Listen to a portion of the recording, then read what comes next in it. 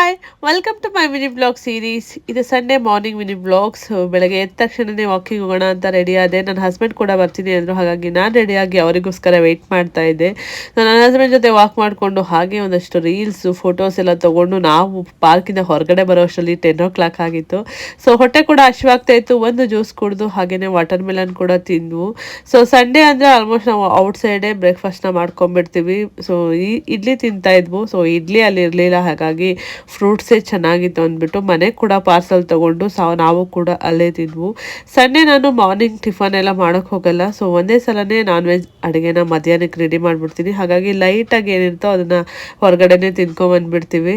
So ಅದಾದಮೇಲೆ ಹಾಗೆ ಬರಬೇಕಾದ್ರೆ ಒಂದಷ್ಟು ಫ್ರೂಟ್ಸು ಮತ್ತು ತರಕಾರಿಗಳನ್ನ ಮನೆಗೆ ಬೇಕಾಗಿರೋ ಐಟಮ್ಗಳನ್ನೆಲ್ಲ ತೊಗೊಬಂದಿದ್ದೆ.